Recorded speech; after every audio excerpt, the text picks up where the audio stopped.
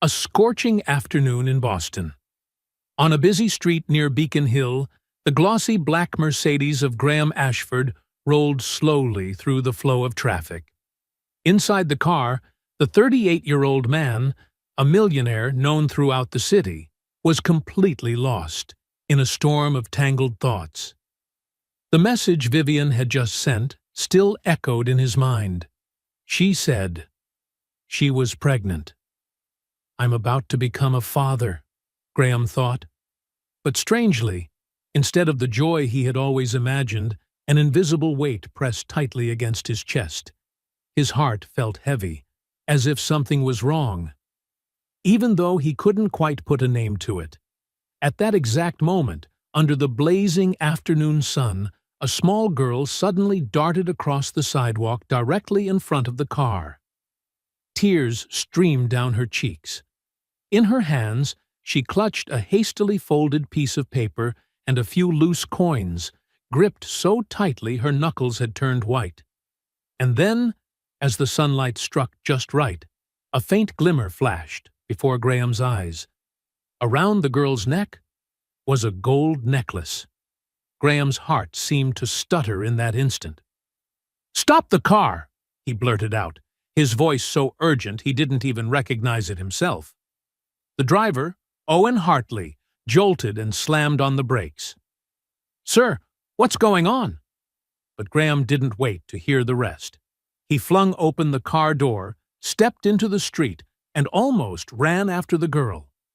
"Hey, sweetheart, wait a second," he called, forcing his voice to stay gentle.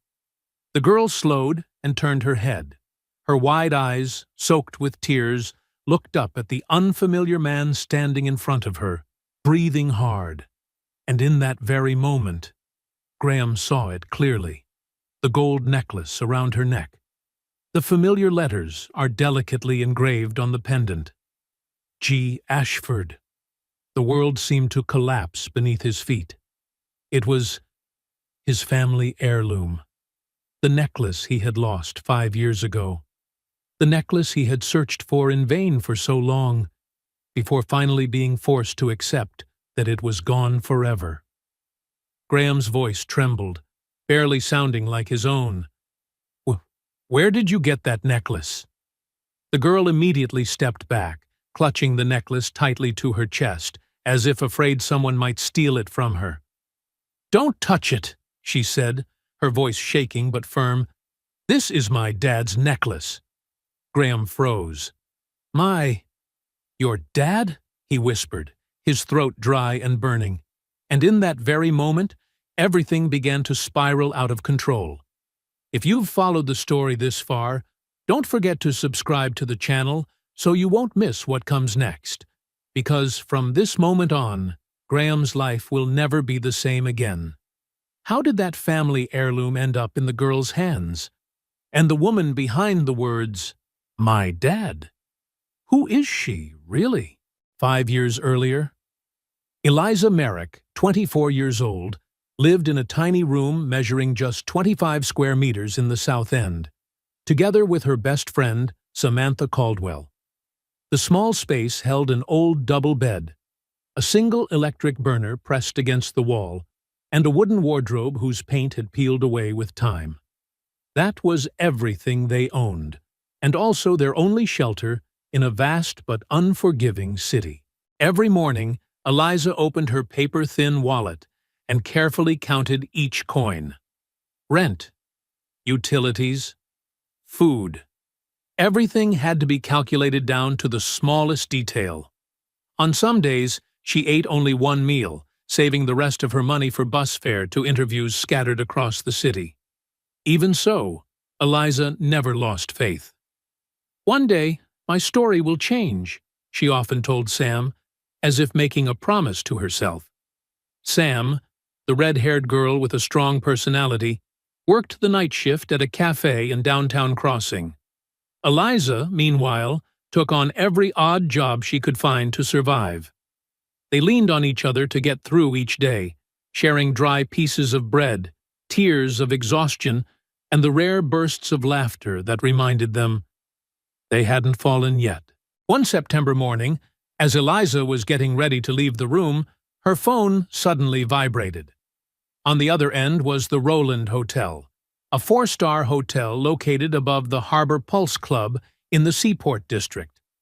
They wanted to invite her in for an interview for a housekeeping position.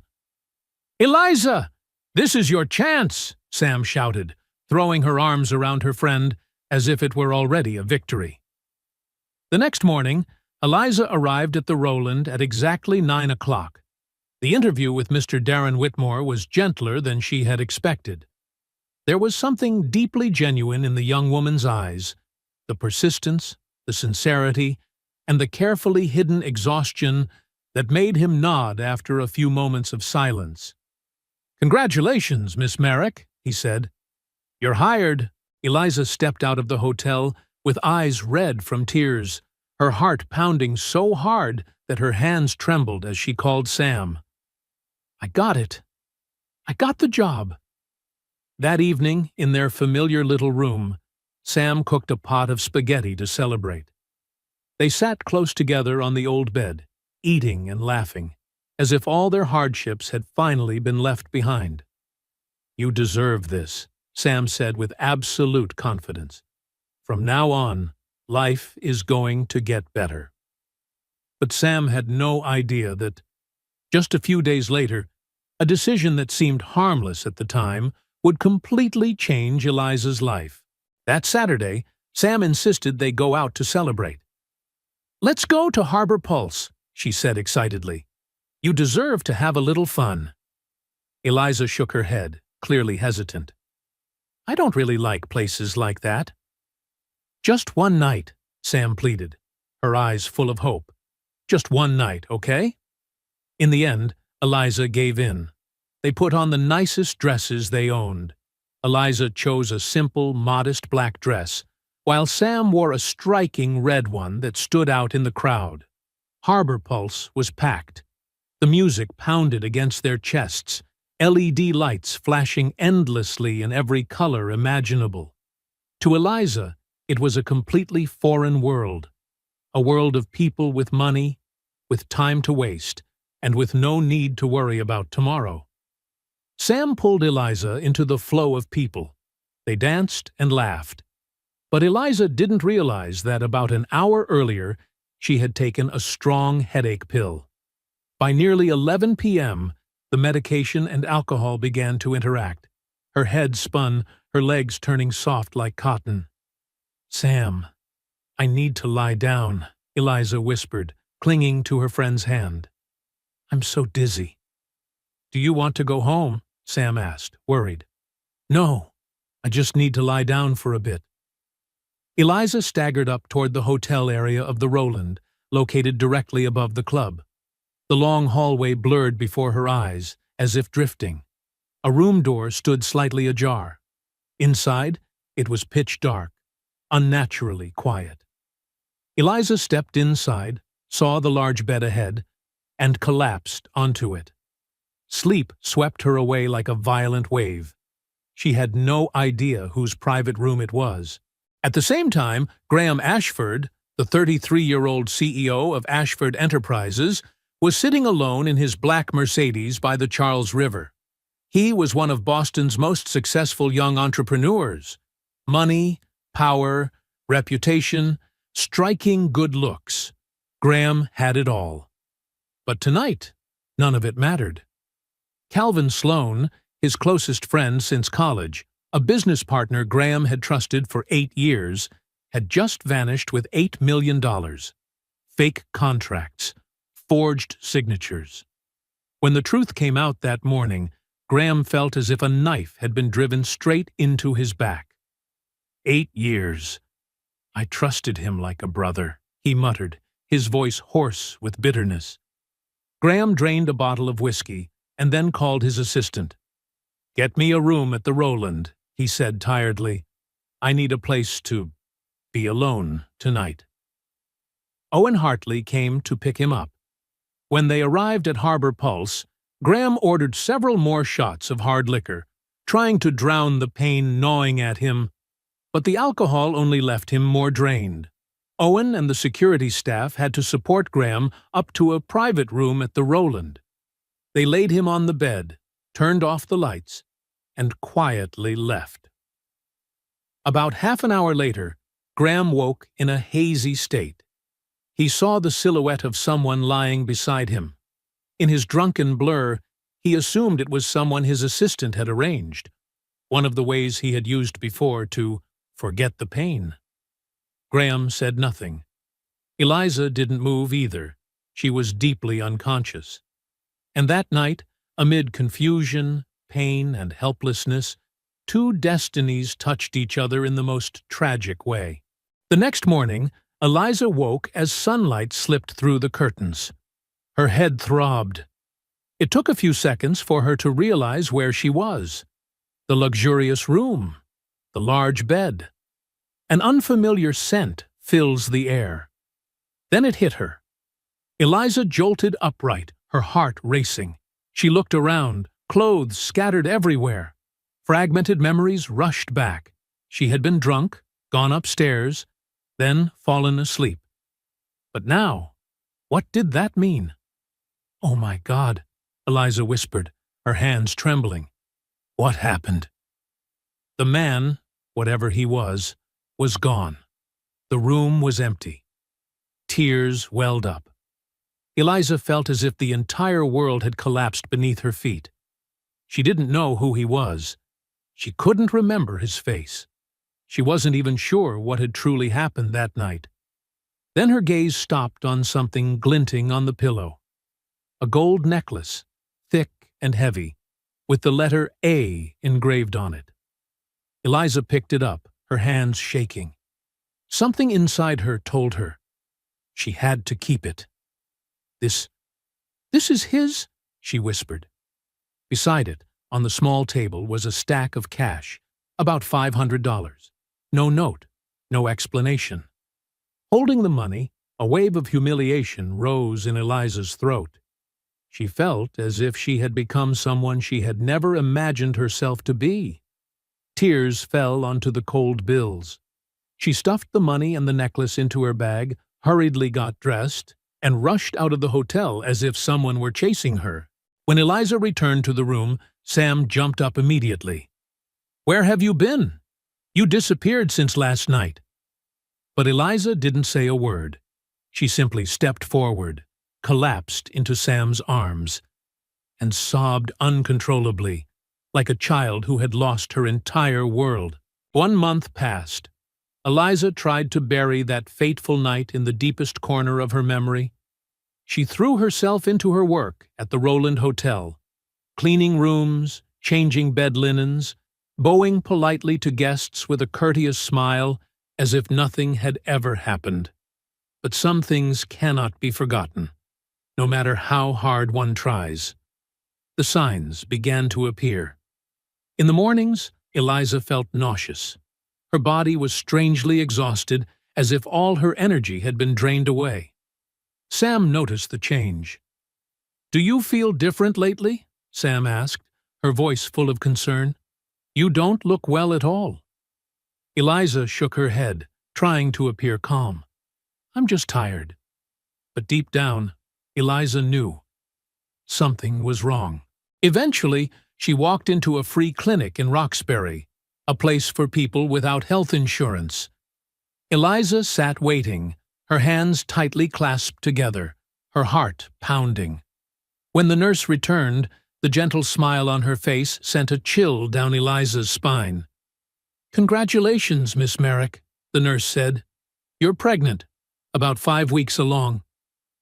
Eliza's world collapsed in that very instant. "What?"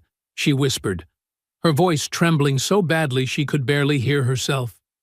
On the way home, Eliza walked like someone sleepwalking. Yellow leaves drifted down onto the sidewalk. People continued to move busily around her. But to Eliza, everything had become blurred and distant, like a painting drained of all its color. "I'm pregnant with the child of a man, whose name I don't even know." When Eliza got home, Sam wasn't there yet. Eliza sank down onto the floor, her back resting against the familiar old bed, and broke down in tears. She cried until her voice went hoarse, until her tears ran dry, but the pain in her heart did not ease. Eliza placed a hand on her stomach, still flat, but inside there was a life growing, a child, her child, and the child of an unknown man. "How can I possibly raise this child?" she whispered in despair. "I can barely support myself. I have no family. Just Sam." Questions crashed over her like a storm. An abortion? But Eliza had grown up in the church. She couldn't do that. Keep the baby? But how would she provide? And when the child grew up and asked about their father, what would she say? The door opened. Sam walked in with bags of food in her hands. "Eliza, I bought pizza so we can—" Sam stopped short when she saw Eliza sitting on the floor, her face streaked with tears. "Eliza!" Sam rushed over. "What happened?" Eliza looked up. Her eyes were red, her voice so small it nearly dissolved into the air. I'm pregnant, Sam." Sam's face drained of color. "What?" "I'm pregnant," Eliza repeated. 5 weeks. Sam dropped down beside her, staring in shock. "The man? That night?" Eliza nodded. Tears spilled over again. Sam said nothing more, only pulled Eliza into her arms.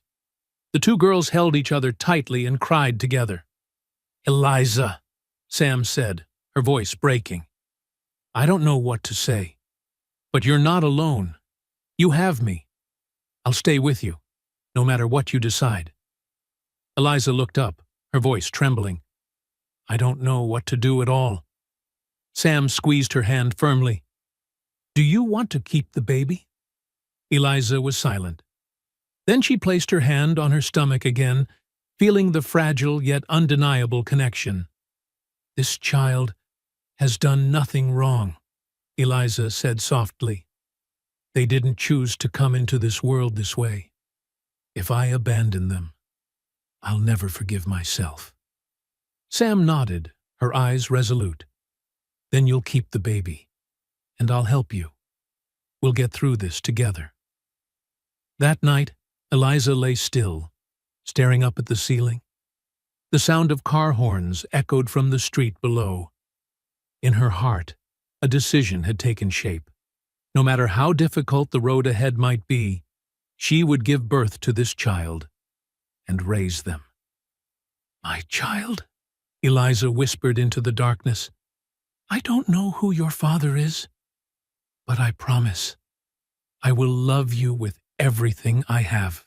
1 week later, Eliza knew she could no longer stay silent. Sam agreed. They couldn't just sit around and wait in hopelessness. "We have to go back to Harbor Pulse," Sam said firmly. "Someone there has to know something." That afternoon, the two young women stood in front of Harbor Pulse's glass-fronted building. The late-day sunlight reflected sharply off the glass. Inside, the club looked nothing like it had on that loud night. No music, no laughter, only the quiet cleaning crew silently mopping the floors. They approached the reception desk. Sam spoke first. "We need to ask about a guest who was here about a month ago." The receptionist frowned, his tone cautious. "I'm sorry. We're not allowed to disclose customer information." "We don't need a name," Eliza said softly, trying to stay calm. Do you remember who rented a room on the night of September 15th? The man shook his head. "There are dozens of guests every night. I can't remember everyone." Sam opened her handbag and took out the gold necklace. "The guest left this behind," she said. "We just want to return it." The receptionist took the necklace, examined it closely, then sighed. "This is real gold. It looks very expensive. But without a name or a specific face, there's nothing I can do." They continued asking others. A female cleaner named Deborah Keats paused to listen to their story, her eyes full of sympathy. "I understand who you're trying to find," she said quietly. "But every night, So many drunk guests are taken up to their rooms. I truly don't know who is who. Finally, they went to see Darren Whitmore. He sat in his office, arms crossed, looking at the two young women with visible displeasure. "Miss Merrick," he said coldly, "it's inappropriate for you to be questioning guests like this.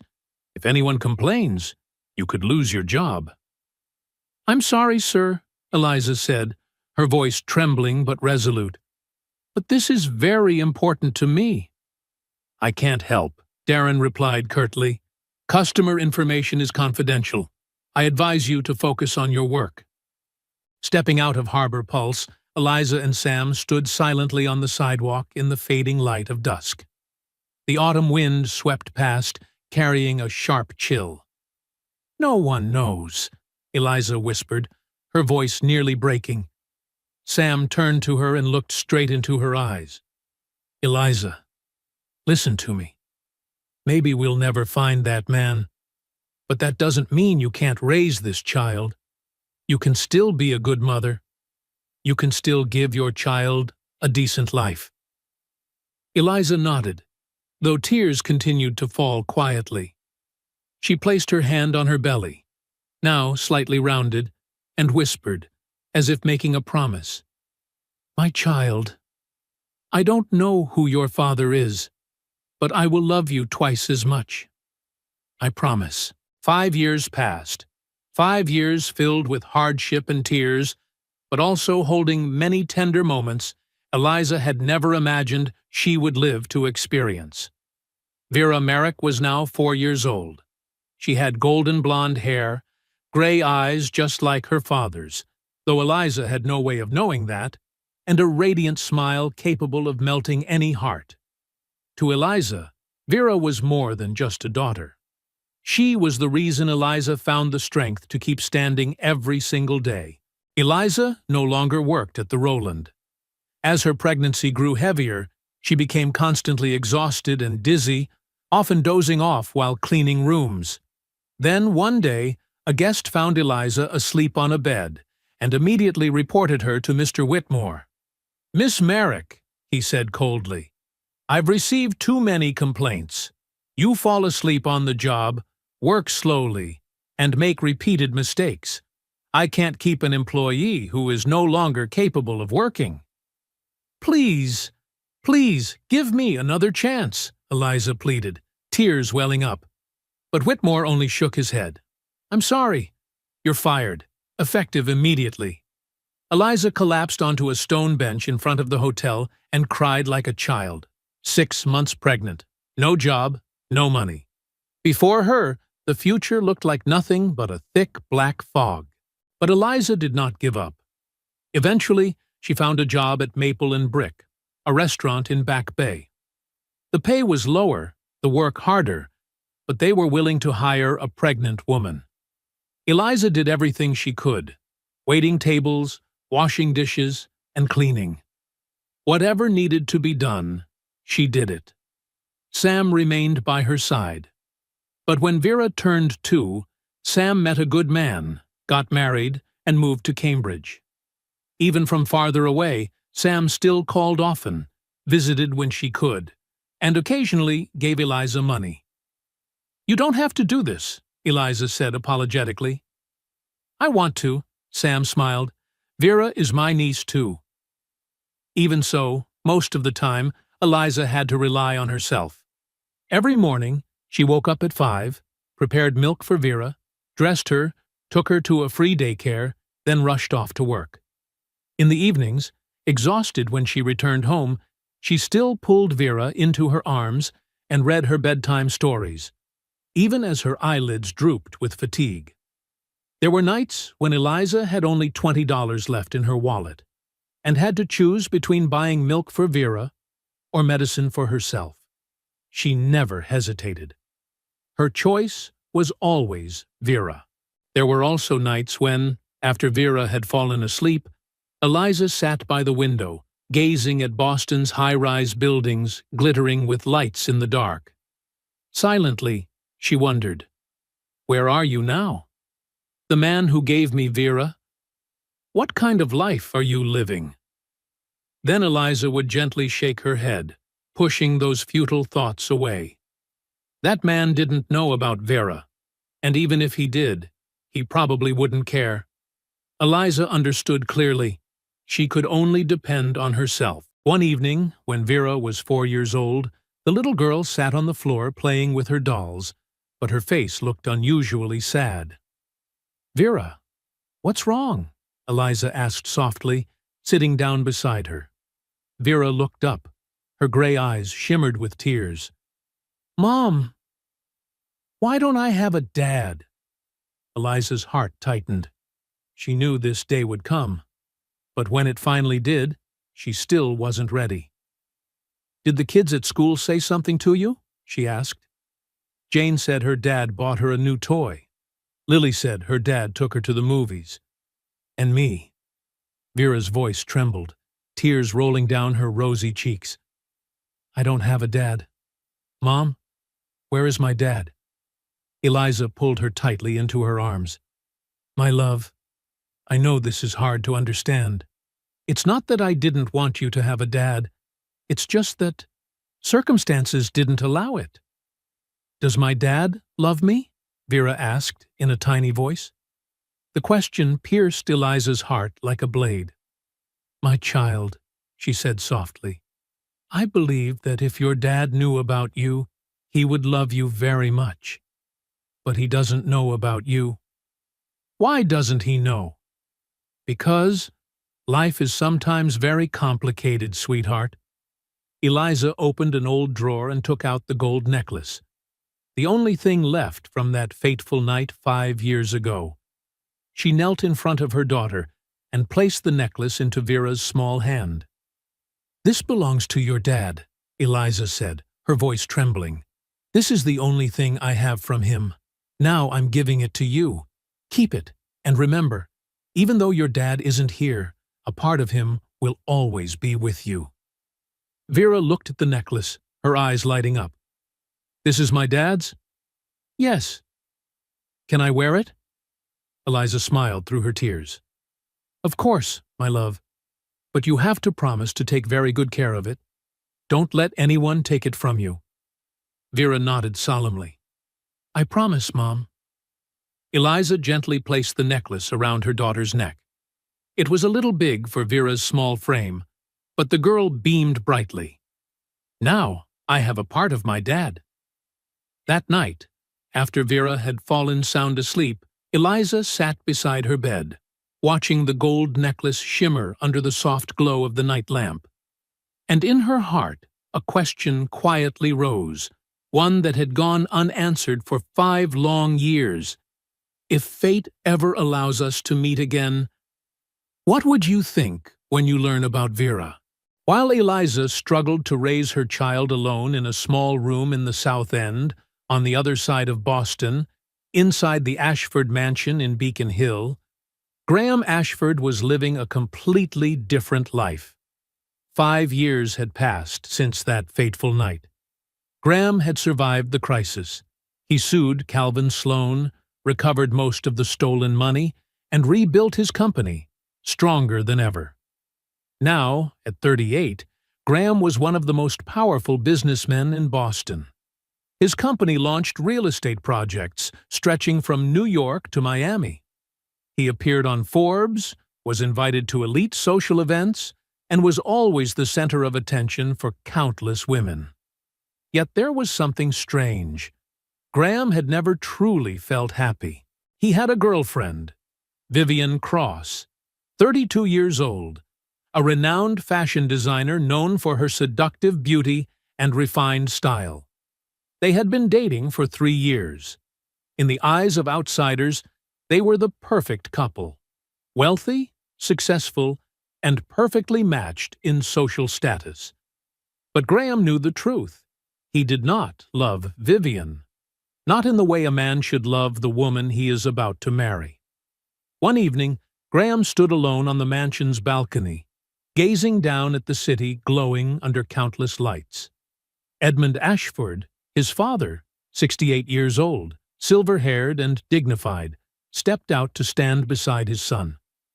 "My son," Edmund said slowly, I can see that you're unhappy. Graham turned, forcing a smile. I'm fine, Dad. Don't lie, Edmund replied. I raised you. I know when you're trying to hide something. Graham was silent for a moment, then sighed. I don't understand it myself.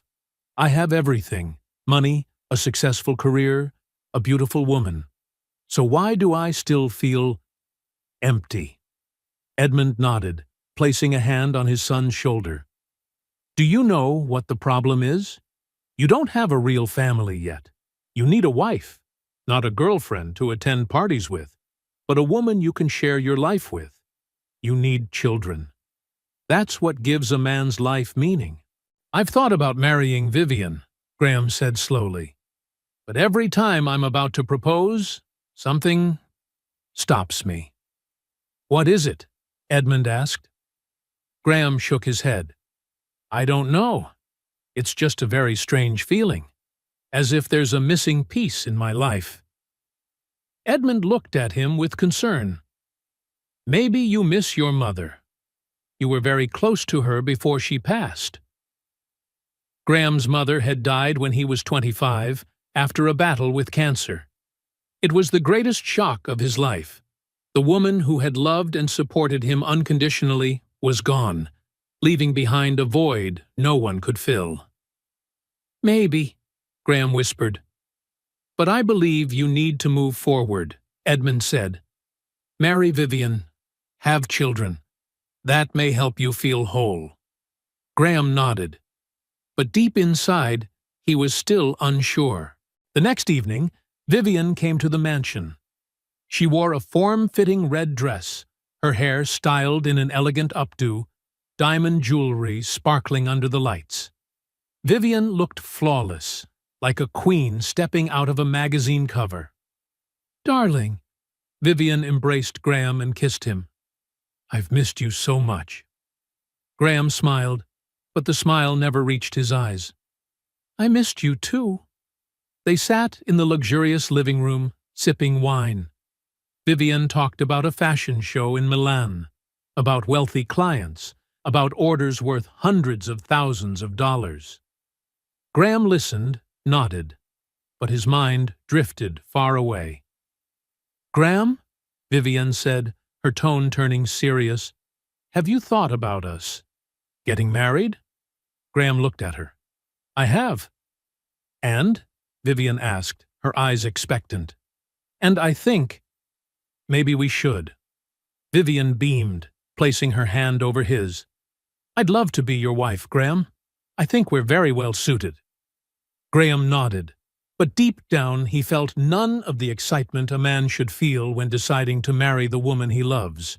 After Vivian left, Graham went up to his bedroom. He opened his closet, searching almost unconsciously. Then suddenly, he remembered the Ashford family gold necklace. The necklace his grandfather had passed down to his father, and his father had given to him. The necklace engraved with the letter A, the symbol of the Ashford lineage. Graham searched through the closet, through every drawer, but it was nowhere to be found. That's strange, he murmured. Where did I put it? He called Agnes Holloway, the 60-year-old housekeeper who had served the Ashford family for over 30 years. Agnes, have you seen my gold necklace? The one with the letter A? Agnes thought for a moment, then shook her head. No, sir. I haven't seen you wear it in a long time. Graham frowned. The last time I remember having it was, he tried to recall, 5 years ago. The night he went to Harbor Pulse. The night he drank himself into oblivion after Calvin's betrayal.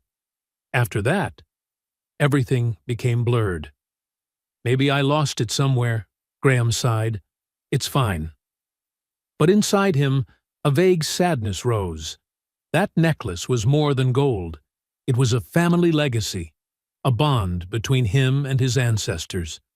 And now, it was gone.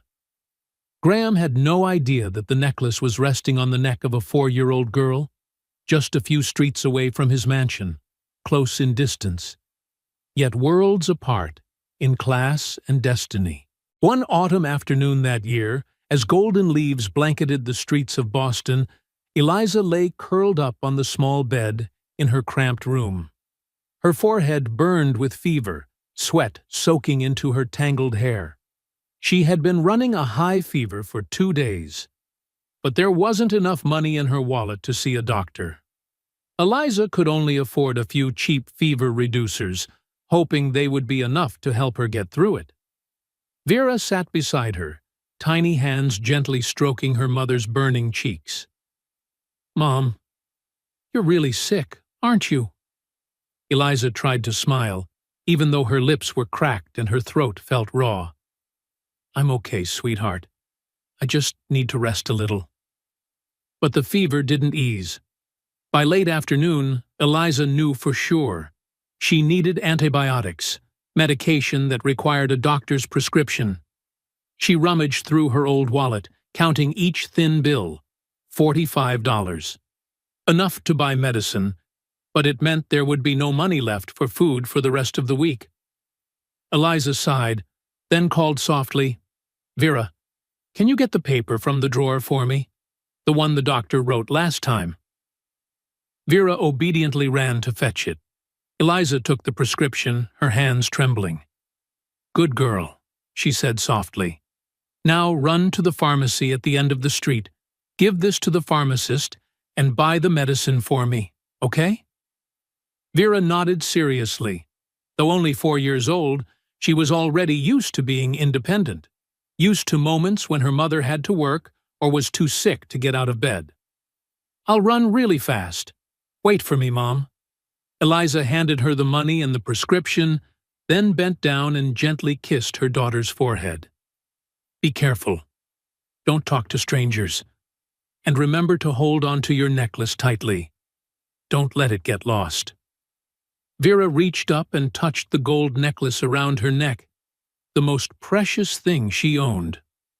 "I'll keep it safe. I'm going now."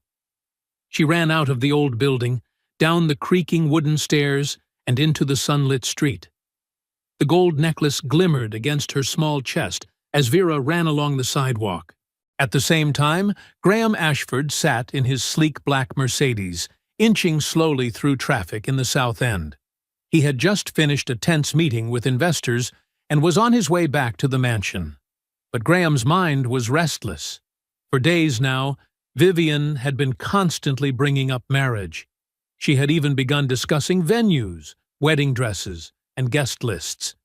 Yet every time Graham thought about proposing, an inexplicable, suffocating feeling closed in on him. "Are you all right, sir?" Owen Hartley asked from the driver's seat. "You look worried." Graham stared out the window. "I'm fine, Owen. Just thinking about a few things." Suddenly, a child ran across the street, crying as she ran. It was a small girl with blonde hair blowing wildly in the wind, wearing a worn pink shirt and scuffed sneakers. And around her neck, something glinted under the afternoon sun.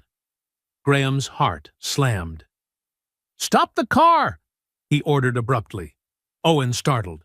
"Sir?" "I said stop the car, now!" The car screeched to a halt. Graham flung the door open and jumped out, drawing curious looks from passers-by.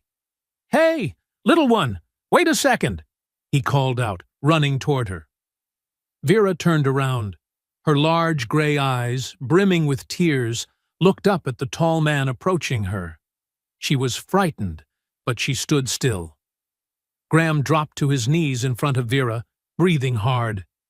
And when he looked closely at her face, he froze. Those gray eyes, that nose, even the fleeting hint of a smile. Everything felt terrifyingly familiar. But what truly left Graham reeling was the necklace around her neck. The thick gold chain with the raised letter A, the very piece he had lost 5 years ago. What do you need, sir?" Vera asked softly, her voice still trembling. Graham pointed at the necklace, his voice unsteady. That necklace. Where did you get it?" Vera immediately stepped back, clutching the necklace tightly with both hands as if to protect it. "This belongs to my dad. I won't let you touch it." Felt as if a bucket of cold water had been thrown in Graham's face. Your dad's?" "Yes," Vera nodded, tears streaming down her cheeks. "My mom said it's the only thing my dad left behind. I have to keep it safe." Graham's head spun. "What's your name?" he asked, trying to stay calm. "Vera. Vera Ashford Merrick." "Ashford," Graham whispered. "And what's your mother's name?" "Eliza. My mom's name is Eliza Merrick. She's very sick. I have to buy medicine for her," Vera sobbed. "But I'm really scared. I've never gone this far alone before." Eliza. The necklace. The name Ashford. All the pieces collided inside Graham's mind. "Where do you live?" he asked, his voice turning firm. Vera pointed toward a narrow street ahead. "Over there." Graham straightened up and turned to Owen. "Go to the nearest pharmacy. Buy all the medicine on this prescription." He took the slip of paper from Vera's hand. "But sir, do it now." Owen nodded and hurried off. Graham bent down again to Vera, his voice softening. "Can you take me to your home? I want to meet your mom." Vera hesitated. "My mom says I shouldn't talk to strangers." "I understand," Graham said gently. "But I think I know your mom, and I want to help." There was something in the man's eyes that made Vera feel safe. She nodded slightly. "Okay, you can come with me." Eliza's room was on the third floor of an old building, where the paint peeled from the walls and the wooden stairs creaked with every step. Graham followed Vera, his chest heavy with tangled thoughts. Vera opened the door. "Mom, I'm back. I brought someone with me." Graham stepped into the small, roughly 20-square-meter room, the narrow bed, the old electric stove, the faded wooden wardrobe. He looked around, then saw Eliza. She lay on the bed, her face pale, hair damp with sweat, struggling to sit up when she saw a stranger. "Vera? Who did you bring home?" Eliza asked weakly, fear in her eyes. Graham stood frozen. That face, blurred in his memory, yet it stirred a sense of familiarity he couldn't explain. "Hello," he said softly. "My name is Graham. Graham Ashford. I met your daughter outside. She was crying. I couldn't let her go alone." Eliza tried to sit up. "Thank you, sir. But we're fine. You can go now." "No," Graham said, stepping closer. "You're not fine. You have a high fever. My assistant has gone to buy medicine. He'll be back shortly." Eliza looked at him suspiciously. "Why are you doing this?" Graham didn't answer. He looked down at Vera clinging to her mother, then at the necklace around the girl's neck. "That necklace," he said slowly. "Your daughter said it belongs to her father. Where did you get it?" Eliza froze. Her hands began to shake. I don't think I have to answer that." "Please," Graham pleaded. "That is my family necklace. I lost it 5 years ago." Tears streamed down Eliza's face. She could no longer hide the truth. "5 years ago," she began, her voice trembling, "I went to Harbor Pulse with a friend. I took headache medication and then drank. I went up to a hotel room to rest, and when I woke up the next morning, I found that necklace on the pillow." Graham listened, his entire body rigid. "The man had already left before I woke up," Eliza continued. "I didn't know who he was. I couldn't remember his face. A month later, I found out I was pregnant. I tried to find him, but no one knew anything. And then I decided to keep the baby and raise her on my own." Graham's legs went weak. He had to lean against the wall. "Could it be? That man was me?" Eliza choked back a sob. "I don't know. I truly don't know." Graham pulled out his phone and searched for an old photo. taken at Harbor Pulse 5 years earlier, with the necklace still around his neck. Is this one? Eliza looked at the photo, then nodded through tears. Yes, that's it. Graham collapsed onto the floor, burying his face in his hands. 5 years ago, my closest friend betrayed me. I drank too much. Someone took me up to a room to rest. I vaguely remember someone lying on the bed. But I thought it was someone my assistant arranged. I didn't know. I don't remember clearly. The room fell into silence. So, Eliza whispered. I'm Vera's father, Graham said, his voice breaking. I'm the one who let you suffer alone for 5 years. Just then, the door opened. Owen walked in with a bag of medicine. Sir, I've bought everything. Graham stood up and handed the bag to Eliza. Please take the medicine. And please, give me a chance to talk once you're feeling better. Eliza took the bag, tears still falling. Thank you, sir. No, Graham said hoarsely. I'm the one who should be thanking you. Thank you for keeping Vera. Thank you for raising my daughter. While I knew nothing at all, Graham did not leave that small room. He sat on the old wooden chair, the only chair in the room, quietly watching as Owen helped Eliza take antibiotics and fever-reducing medicine. Vera sat close to her mother, her large gray eyes observing the strange man with a child's wariness, yet also with a curiosity she couldn't quite hide. About an hour later, the medicine began to take effect. Eliza drifted off, exhausted. Graham pulled the blanket higher, covering her shoulders more fully, then turned to Vera. Vera, he called softly. The little girl looked up. Yes? Are you hungry? No, your dad will buy you something to eat. Vera hesitated, but her small stomach had been growling for a while. She gave a small, shy nod. I'm hungry. Graham signaled for Owen to go buy food. Then he sat down on the floor beside Vera.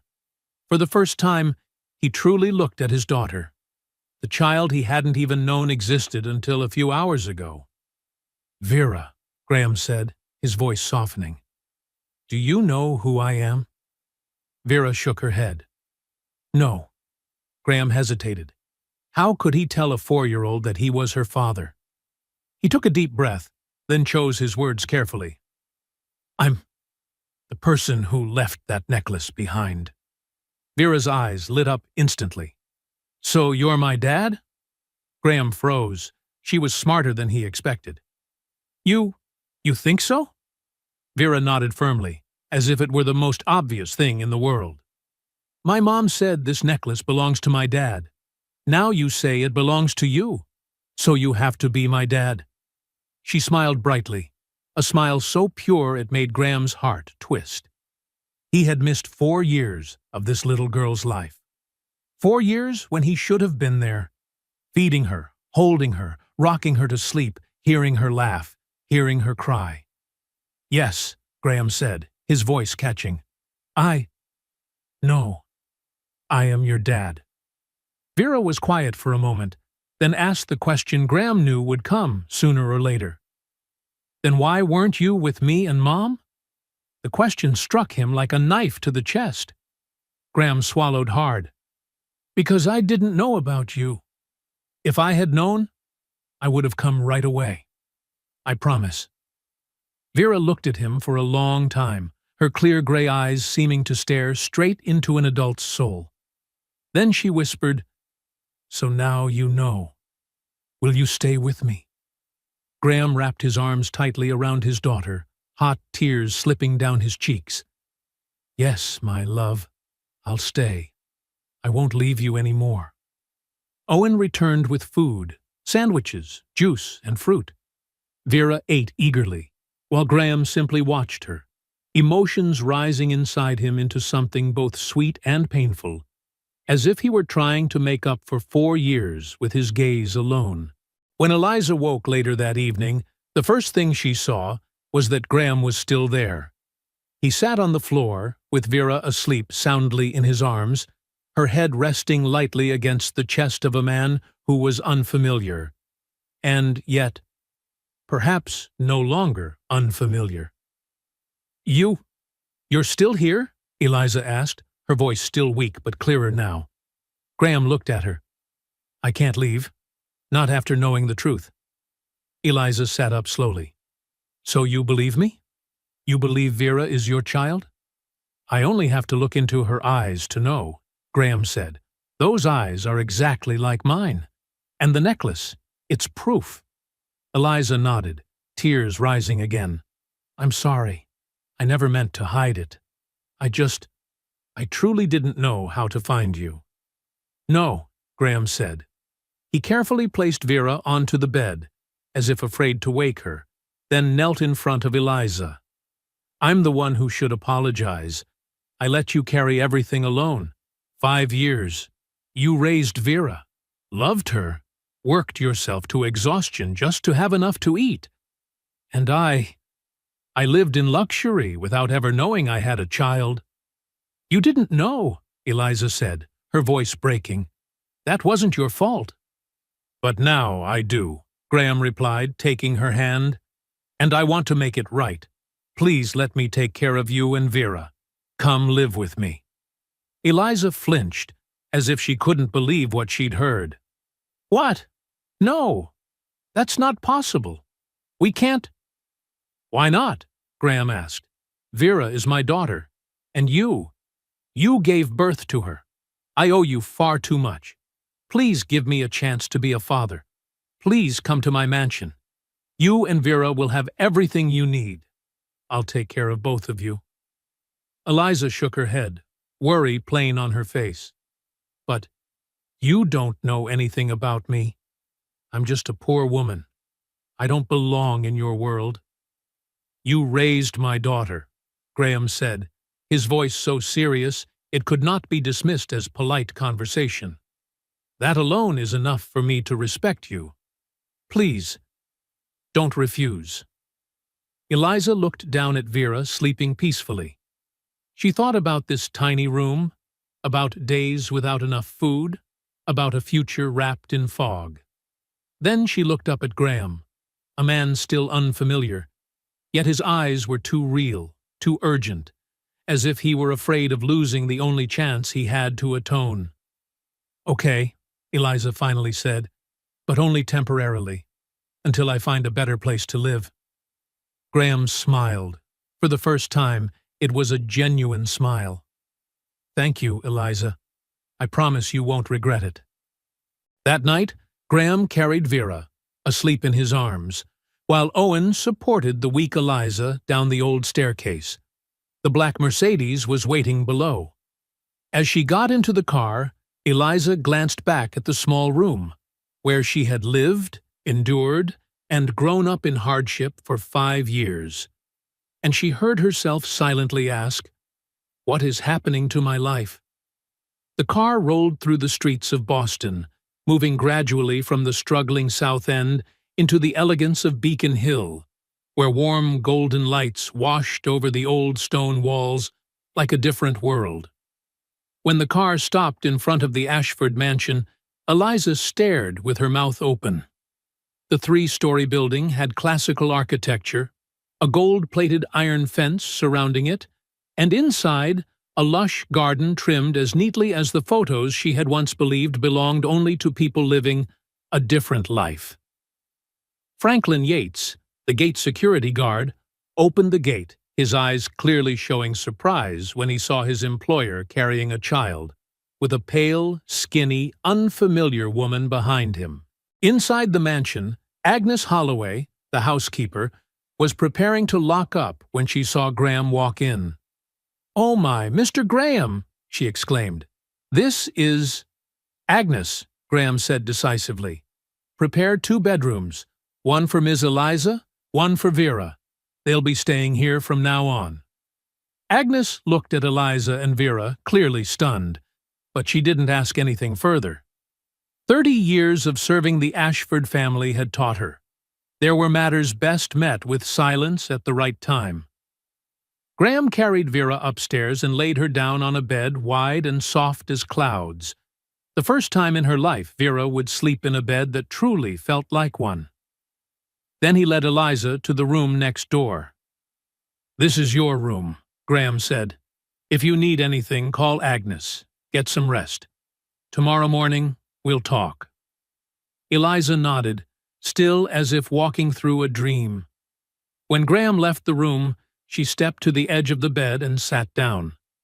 The mattress was so soft that she almost feared she would stain it with nothing more than her exhaustion and the old clothes on her body. And then Eliza cried. But this time, there were no longer tears of despair. They were tears of relief, of gratitude, and of a vague, lingering fear of a future so vast, so unfamiliar, so uncertain, waiting for her and Vera on the other side of tomorrow morning's door. 3 days after Eliza and Vera moved into the Ashford mansion, Graham quietly arranged everything to make the mother and daughter feel as comfortable as possible. He bought new clothes for Vera, dolls, picture books, and even small pairs of shoes that the little girl could stare at endlessly. He also hired a private doctor to examine Eliza, making sure she fully recovered after days of high fever.